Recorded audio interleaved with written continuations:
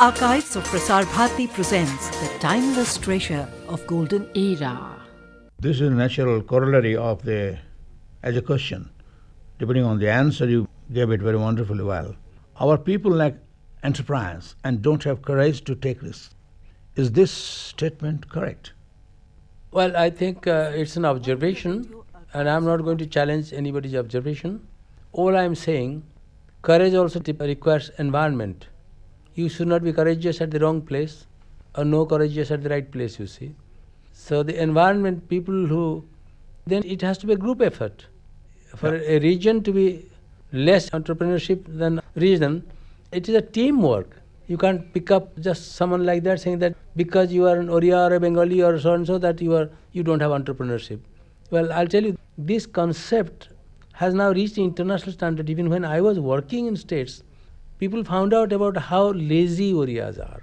They have asked me, my colleagues have asked me, and I had to defend in a different way. So they said, well, India we know is lagging behind on many things, but you have gone to a state where people are supposed to be absolutely lazy. This reaches the whole humanity. Yeah. And they said, at the same time, my reply to them was, my colleagues who asked me this many years ago, the complaint against me from very powerful people who worked under me was that I drive them too hard, because I work myself round the clock. I'm a taskmaster in knowledge field, you see. So I said, okay, I agree, because I have no proof of otherwise, you see. Whether they are right or you are right, or how do I prove otherwise, you see. But after seeing me, the way I work, don't you think I, as an Oriya, has absolutely made up for the rest of the lazy people? They were very satisfied with my answer, but that's not a solution. So I could have, it was an easier thing for me to agree, yes. Then if you or any of you think that Oriyas or particular community is lazy by nature, why don't you try make yourself active? That is also, like laziness is an infectious thing, contagious. Being active is also contagious.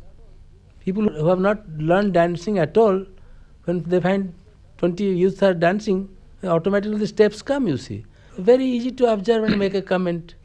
Then you are only adding to the problem. Why don't you step into the arena and work so hard? Seeing you work so hard, they'll work also. That's very correct, I must say. You are a visionary. How do you look up to the 21st century?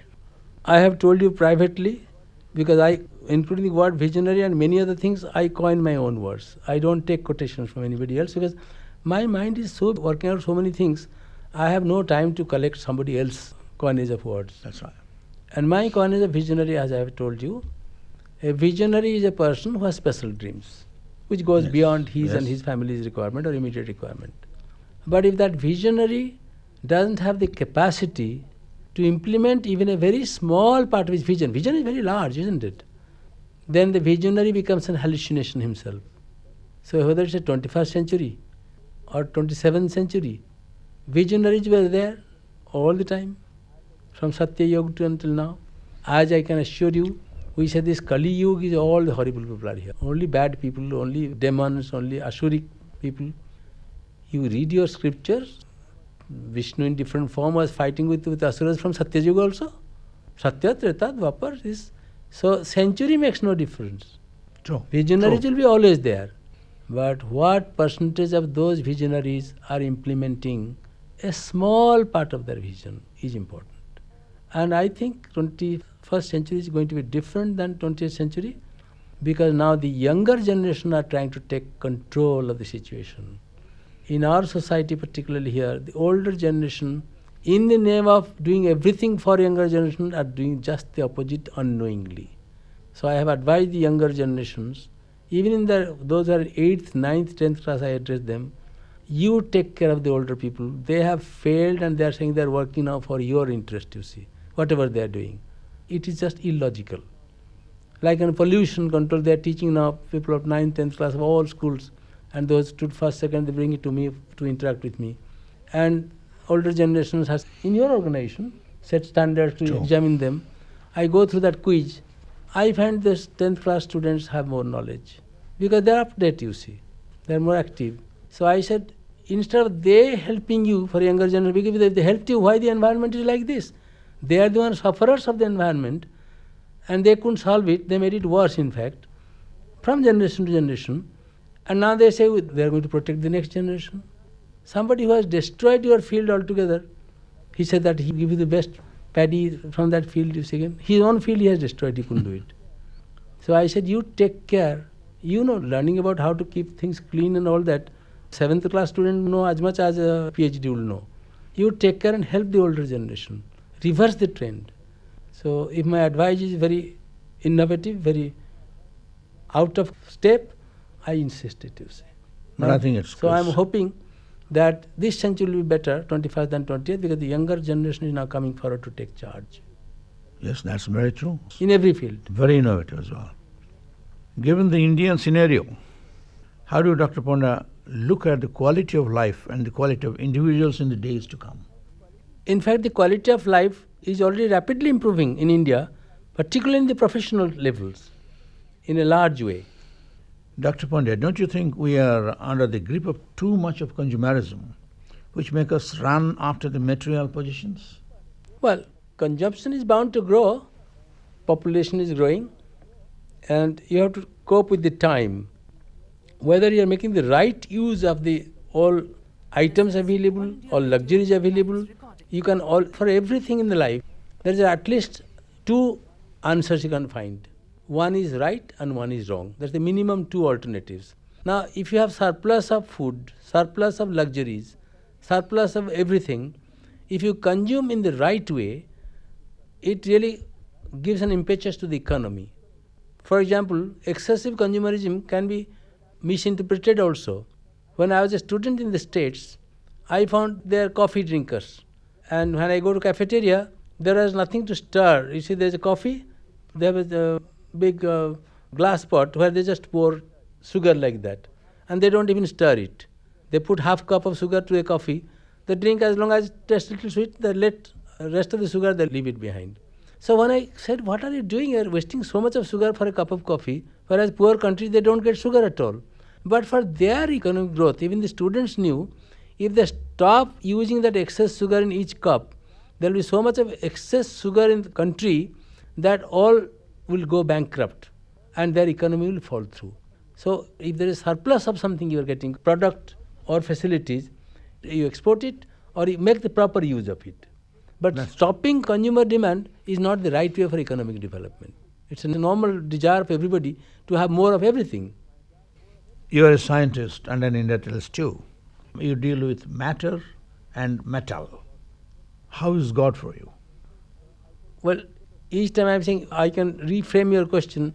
I deal with matter and I deal with human beings because I'm in industry now. So, And when I deal with human beings, I'm more directly dealing with God. When I deal with matters, I indirectly deal with God. So the concept of God is, different people have different concept. There is an entity from which all these things come. Like the basic forces, electromagnetic force, gravitational force. Even Einstein had to assume it has an origin.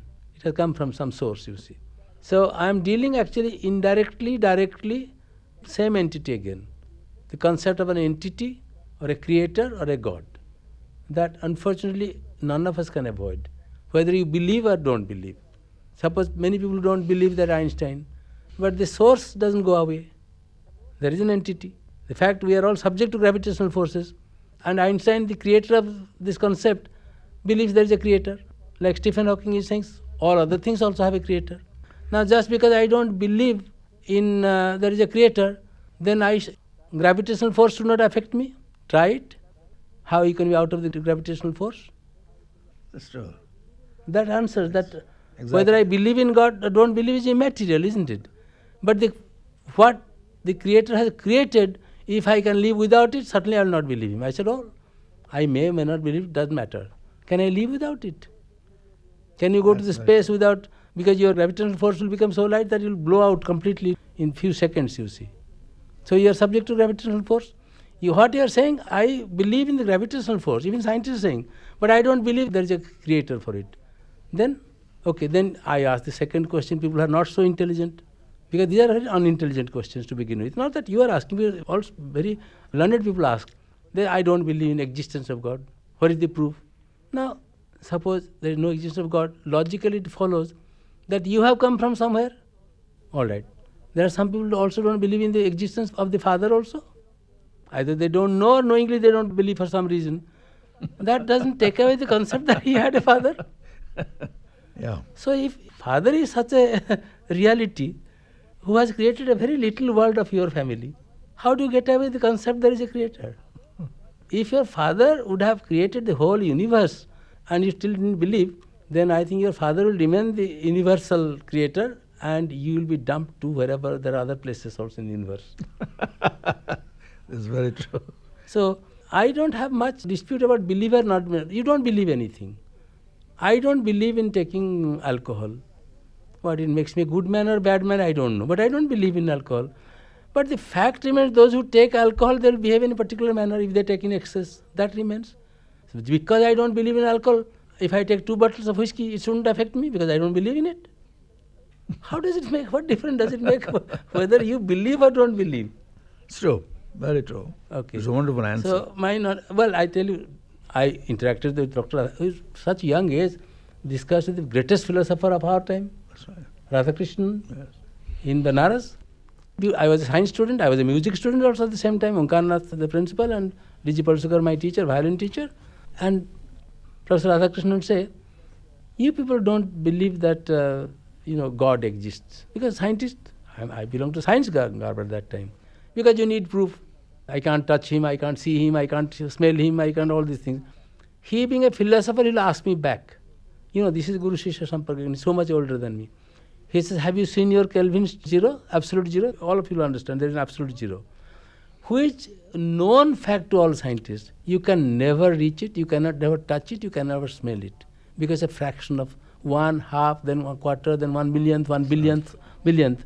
But entire science work, all lab work, all projects, all nuclear bomb, all good things, all bad things, whatever happened in science happened based on absolute zero. To which you know that it cannot be touched, it cannot be created, it cannot be heard, it cannot be touched, smell, anything. So what is wrong? Radhakrishnan said, if I believe I have a God, and you ask me, prove it all the time, prove it to me. Show me your absolute zero, I'll show you my God. Matter is there. That's wonderful. This naturally brings the question, if I can put it the word may not be exactly to your liking, but are you religious or ritualistic or spiritual? Well, you see, ultimate aim of every human being, he is born out of spirituality, he will end up in spirituality, whether in 1 life or 1 million lives, that I don't know, cycles I mean. All the other things, religion and ritualistics are man-made. Sometimes for convenience, sometimes for proving superiority. Sometimes if you have nothing else to fight, rituals are the best method. Because man by nature wants to fight. Well, animals always fight. 2 small doggies in my house, they are always, because that nature is to fight. They enjoy fighting. And men are no less. A little extension of that, little bit of sense. So when you practice ritualistic things, well, I think a very important VIP asked me not very long ago that why all these problems in our country. So much of communal problems, so much of fighting, such a brainy nation, such a spiritual nation. I said, reality speaking, no community is responsible alone for it. Because nobody today is following the spiritual heritage which you have inherited for thousands of years from thinkers of the highest class. We are all following, whether we are Hindus, Muslims, Sikhs, Christians, they all have the rituals now. And even within the Hindu community, there are different type of rituals again. On that, I gave an example. You take 2 very highly knowledgeable Brahmin families and marriage ceremony in the altar. The bride and bridegroom's fathers have brought in their pandits, very knowledgeable. And what they do in the altar, on this auspicious occasion, the couple is supposed to lead a spiritual life for the emancipation of not only that generation, future generations. They fight on the altar, both pandits, whether the coconut will be put in this fashion or that fashion, whether that grass blades will be put in this direction or that direction. 2 big learned people fight on these. These are rituals. To a point where then the groom's father and bride's father take sides saying, my pandit is right than your pandit. So that fight between 2 pandits escalates to the groom's father and the marriage breaks up. You read in the paper every day. Well, if that happens within the community and all this, so no community is free from this scourge of following only rituals. Rituals are necessary for practice purpose to reach spiritualism, because overnight you cannot. But I have seen learned people, anytime you seek them, they are sitting in puja, either Kali Mandir or this Mandir or in their own Mandir, and they are high professionals. They are supposed required all the time for decision making. Anytime you seek them, they are sitting in meditation or puja. So whether you will call it spiritual or ritual, or they want to run away from the society, or they have something they are terribly afraid to face. If I am put inside the temple and also in puja, well, I am running away from many things, isn't it? That I cannot say. But I am, as I said, I rarely go to the temple, although I am very fond of temples to go, because I get a lot of peace of mind there. Oh, provided it's not crowded, of course. But I have never believed that unless I go to temple every day or every moment, something like that, the God will abandon me. I don't feel so, because as a scientist, I have known one thing. Because science is a very small part of the whole, or anyway, whole spiritual thing, that even to the greatest temple you are going, however famous the God is, I know God knows He is not there. But you have to believe the God is there to shape your life. You have to believe. I'll give an example as a scientist. You are studying physics from the 7th class or 8th grade. You have to continuously believe that light only travels in straight line. It can never do otherwise. But when you do your PhD, you find more often it travels in quantums and quantum mechanics and waves than straight line. But suppose 7th class student, I tell that defy your teacher. He's giving you camera example, all these light travels in straight line. The poor fellow will never reach PhD. He'll fail right there. So going to temple is passing through these classes which you have to. That's very correct. I know you are a very good blender of anything and everything into business. What is the proper blending method of business interest and public welfare? Actually, if I would have understood business, would I have gone against the powerful government, not only of my state but country, 37 times to Supreme Court? No businessman does it. So I don't understand business. I understand what business should do for people. That's the real business. Yes, that real business I understood so much, by which I would consider myself a failure as far as the normal business as understood normally in our society. But even in my failure, I am your archival matter. Even in my failure, all countries saying that you are a tremendous success. They see the failure that where I could have put the 10,000 megawatt power plant much before anybody could even think of it. Money was available from all over the world. But those are major failures. But I think you have a question somewhere in mind, you are thinking that, and then you change your mind. What are my failures? Where I have failed? I don't care at all if I have failed in the normal sense of business, because I don't want to succeed in that type of business, you see. But where I have failed, I must admit to you very frankly, you are a national media, the whole nation will be listening to it, but I am very frank type. Fortunately for me, right from my childhood, I have motivated people at every level. Sometimes I have motivated my teachers in America also, much older than me, with their personal and professional problems both. God's gift to me. They come to me. I have motivated students, teachers, poor people, Adivasis, engineers, and I have motivated very sick people to take medication, get cured. But where I failed, if I could have motivated the motivators, then my state would have been, forget about the country because I am talking of my state now, my state would have been the not only richest materially in the whole world, but spiritually we have the ingredients. In your thinking and talking, you appear Gandhian at times, Dr. Panda. At the same time, you are an industrialist with most modern living style. In what way you are a Gandhian? And is it really relevant that we should still follow Gandhian concept? If so, to what extent? I think Gandhian not only at times, I think like Gandhi or his principles continuously, because that's my nature. Not that I was Gandhiji's, I never worked with him, I never saw him, except from a distance when I was a small boy. But by nature I am Gandhian.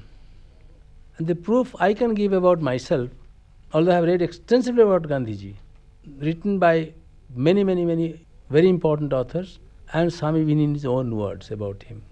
I may be translating in work to different way, but then by nature, because I have never advised anybody, starting from my children to people to VIPs, students, anything which I cannot practice, I have never told anybody that do that. Because I think that's one of the basic concept of Gandhian concept. Because that's why he became Mahatma. Because to lead a life where you do not, otherwise everybody wants you to do something which he cannot do. Parents want their children not to even touch cigarette. They may be smoking 200 cigarettes a day. I don't think that is Gandhian principle. So not at times, I'm continuously, in principle I'm Gandhian. That's right. Well, let's first find out about what Gandhi did and about his principle. Take, for example, Gandhi, like Leo Tolstoy, like many similar people, they saw what is Leo Tolstoy said towards the end of his life, about life and all that. He said to love life is to love God, because life is equal to God. I am now quoting from War and Peace novel. Well, Leo Tolstoy writes where? Gandhi is following where? Gandhi, when he is eating in his banana leaves, so many volunteers are watching that nobody comes and touches. A dog comes and eats from the same leaf. And they all wanted to beat up the dog, because same leaf Gandhi is eating and dog will be eating. So Gandhi said, what is your problem? He is eating in that corner of the leaf, I am eating here. You know why? Because he is seeing the life. To love life is to love God, because life is equal to God, not equivalent. He is seeing the same life inside that dog, which is God, as inside himself. So two gods eating in the same banana leaf. This is Gandhi's principle. Why do you limit it to what extent you should practice it? You should practice it to 1000%, 2000% if you can do it. It's a principle, isn't it? When I see a fly, I have never killed a fly. And if somebody wants to kill my servant, I ask him, I'll allow you to kill. Can you recreate him? He said, no, how can I do that? Then I said, you have no right. And you will not believe it in my life when flies do come into my room, not that I'm... And I appeal to them mentally that yes, you enjoy for 10 minutes, 15 minutes, why bothering me? And they go away on their own. I don't have to kill them at all. So if that is Gandhian principle, why should you limit it? To what extent why should you practice it? I practice to 100%. Having achieved all these, don't you have ego? The man's many enemies are there, because to live in this world and work is a testing ground. Even gods are terribly afraid to come here to work, you see. So man is how it goes through, you can imagine, of the many adverse factors, from climate to environment to various sins of omission and commission and all sorts of things. The major factors, fundamental factors which is against man all the time. That's why they are supposed to succeed in that examination. Who are his greatest enemies? There are many, the 14 Indriyas, then 4, then this, all this. But 3 major things he has to overcome every second of his life in this planet. One is ego is his enemy, the other is envy, third is hypocrisy. Sometimes I rate envious people are saying it's a very bad enemy, because you are envious of people, you destroy your own peace, you destroy everybody else's peace. It burns you up also. I have rated ego is a long-term effect of some medicines. The enemy has a long-term effect. So best thing is to get rid of a long-term. You take a medicine which acts on you for 2 years, that will kill you. So that's a long-term effect, ego, you see, enemy.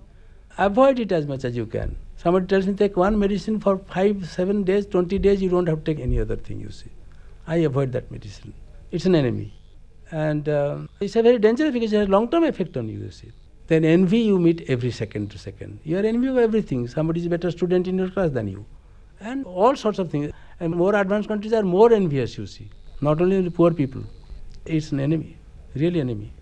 You have to really control it, otherwise you are doing more harm to you than the people against whom you are envious, you see. Because quite often he may not be knowing you are envious of him. He is not affected.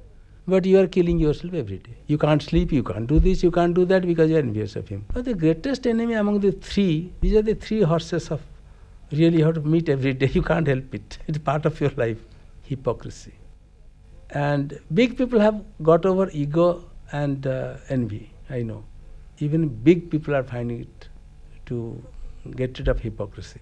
Hypocrisy is trying to prove to the rest of the world what you are really not. is the most horrible thing which will pull you down in the nick of the moment. You may go very far, then in that snake ludo you are at 99 and one you will become, then all of a sudden start from zero again. And hypocrisy is like that. I have seen that among very intelligent people, very high up people, very knowledgeable people. So my advice would be, if you have to have alcohol, tobacco and drugs, I suggest you take little alcohol and be happy. Don't try the other two. So if you have to go through the ego, envy and hypocrisy, I think have little bit of envy and somehow manage. You'll not die, you'll have little less quality sleep, unnecessarily. I mean, it doesn't affect the other person at all anyway. But please give up ego and definitely hypocrisy. Last year, you were requested to be the chairman of NIT, National Institute of Technology, and you are ably piloting it. In this context, what is the present status of technology and technical education You mean in India? in India, and what you are thinking about it? Well, I'm not only I accepted the NIT chairmanship, actually I'm also permanent member of the NIT Council, you see, which is I know the that, ultimate yeah. of all NITs, you see. I accepted chairmanship of one NIT because Orissa has been very unfortunate in getting its share in any field, whether in development, whether in every field it has been neglected. Yeah. I don't blame anybody why Orissa is not able to receive it, whether it's a receiver's fault, whether it's the transmission fault or the radio fault at the receiving end, I do not know. If both are of course defective, God save the system. But I was persuaded, and I easily got persuaded, that at least in the field of education, by people who really control everything in the country, they said, if you take charge, we will give Orissa disproportionate recognition in field of education. After all other material wealth will follow if you are educated. Not normal education I'm talking. If you are educated means if you are knowledgeable. Knowledge education. So I have taken the responsibility at a time when I was, as it is, sleeping only 3.5 hours. Of necessity I have to reduce it now to 3 and 2.5 sometimes. And I am trying my best. Students are excellent, absolutely excellent. All the NITs, other college, engineering colleges of repute, fabulous students. I think today if you are getting the world-class product here, it's because of the students more than anything else. We have excellent faculty, but they have been diminished, devalued. They have lost their self-confidence, even the big ones. And the system has systematically has done it.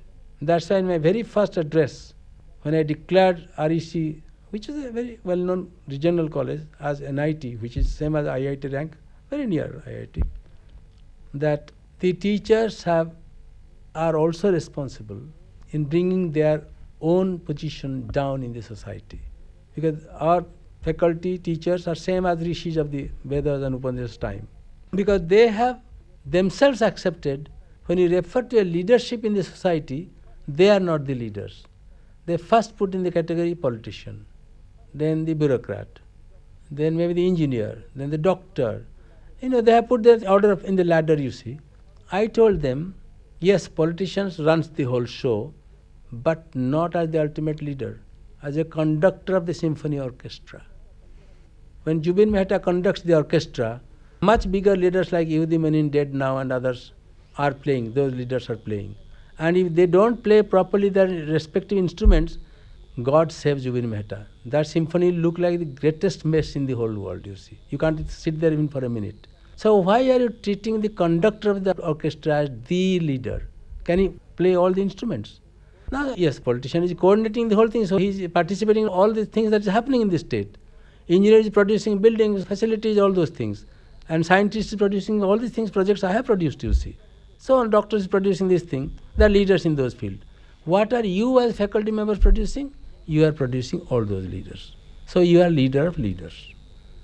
Now here where you have not accepted that yourself, you take instruction from any leader, any category of symphony orchestra members, junior most member can direct you do this, you are doing that.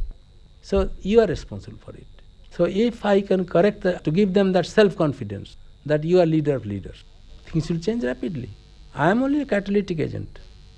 I can't teach all these millions of students, but change is coming. You know the epoch-making changes I am making in the concept of education at the highest level, in the council. You know all confirmed norms of the government of India I'm attacking some of those norms Yes, I'm valiantly aware of as a that. young man, because in the interest of the state, I have nothing to do with the interest of the nation. And wherever I'm gone, I'm supposed to bring in change. I'm a change agent, you see. Look at the Adivasis in Tiruvali, or that area. They are running sophisticated equipments now, satellite connection, whole world. And only 30 years ago, they didn't have a cloth in their hand. They didn't know any language. They didn't have anything. So I'm a change agent. But that is grassroots level work. Very difficult. But I have achieved it.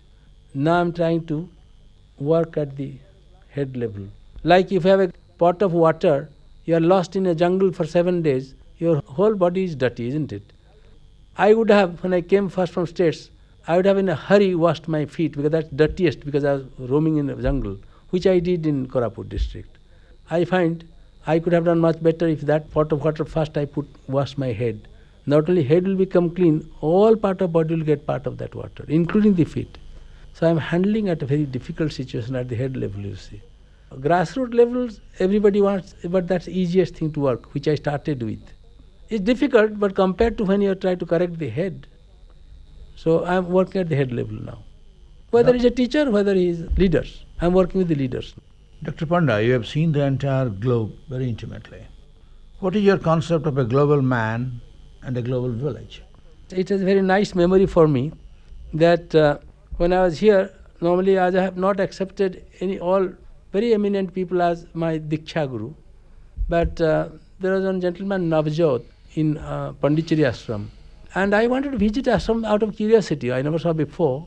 I went, and Navjot was in charge of Ma, Aurobindo Ashram Ma. And Navjot was very impressed, seeing a scientist from America and coming here to, invited by the country to do this thing in the ashram. So he took me to Ma directly, which normally people require an appointment beforehand. I went in. I really enjoyed the company, very nice atmosphere. I give this instance to tell you that what I believe and how things can, about the concepts. So Ma gave me a flower, a white rose. So immediately there was a discussion among Navjot and all. There are a lot of very intellectual people from all over the world. And they said, he is a scientist and Ma is absolutely perfect, who fits into which category. And now, of course, industry he is doing. Of course, I didn't have big industry at that time, just starting. Why this white flower?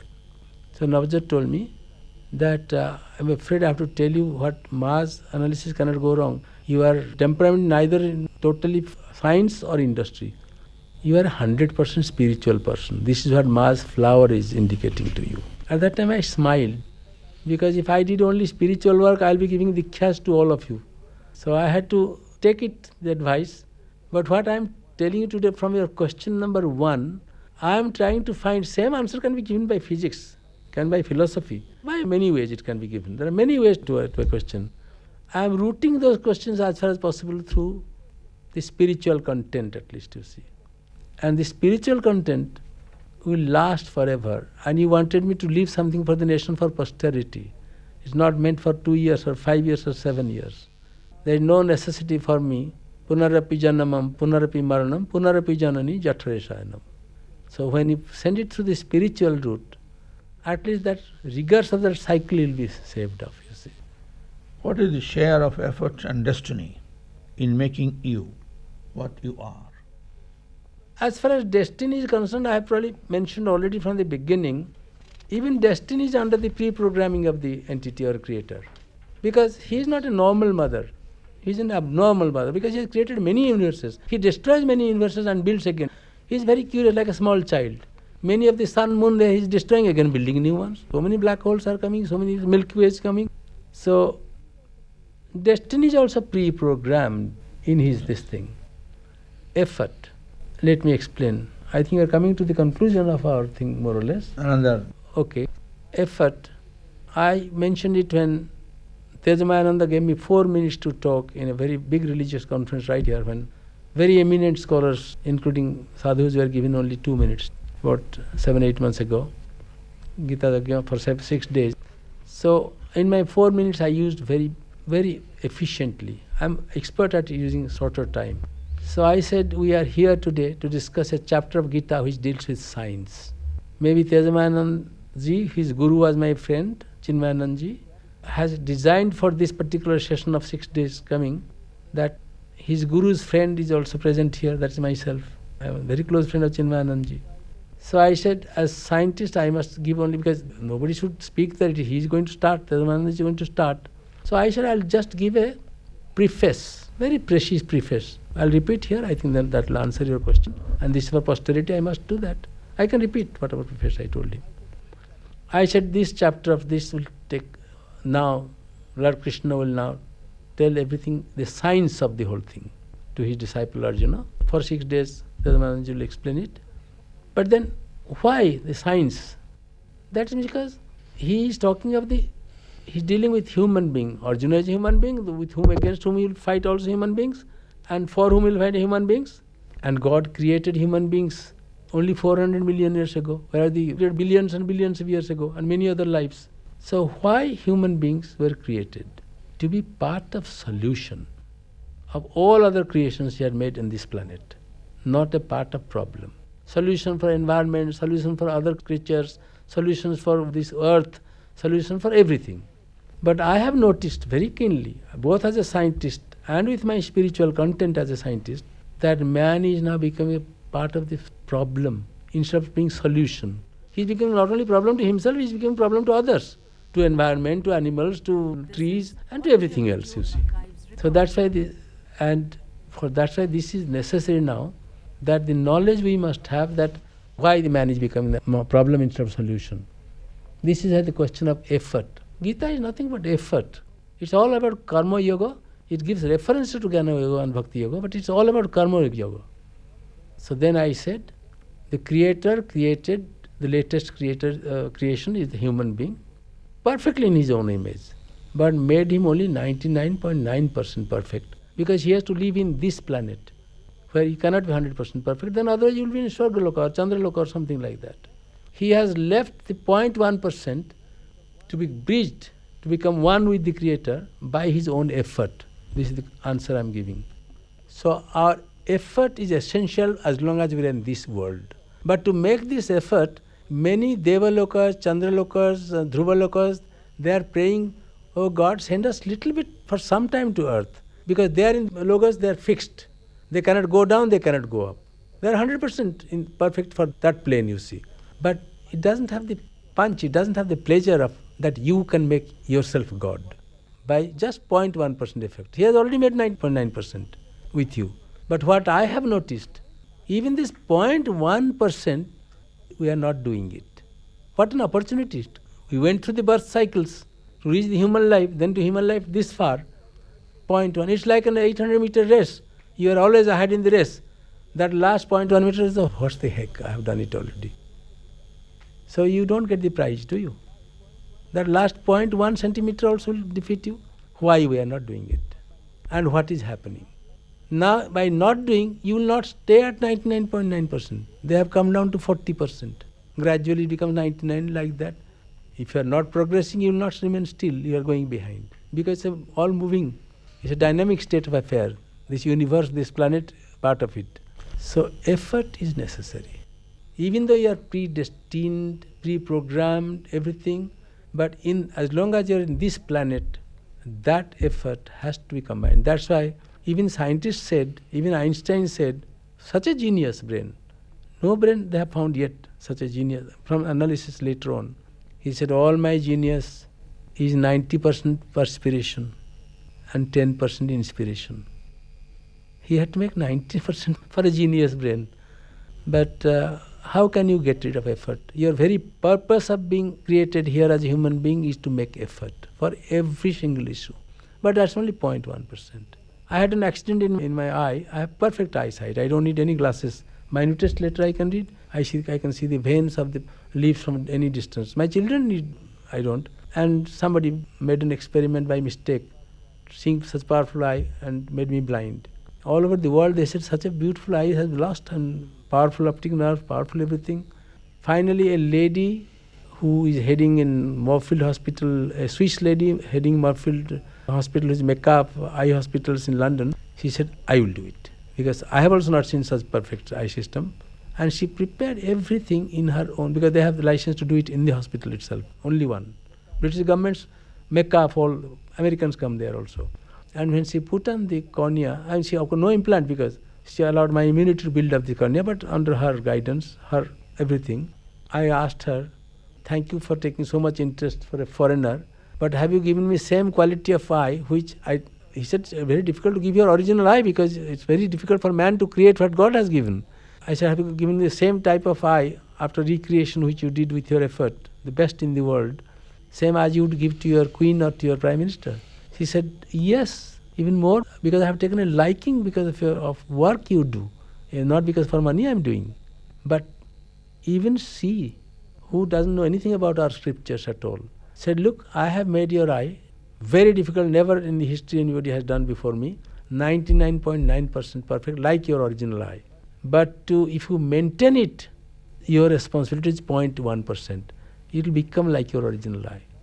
So my responsibility only to do 0.1, she did 99.9.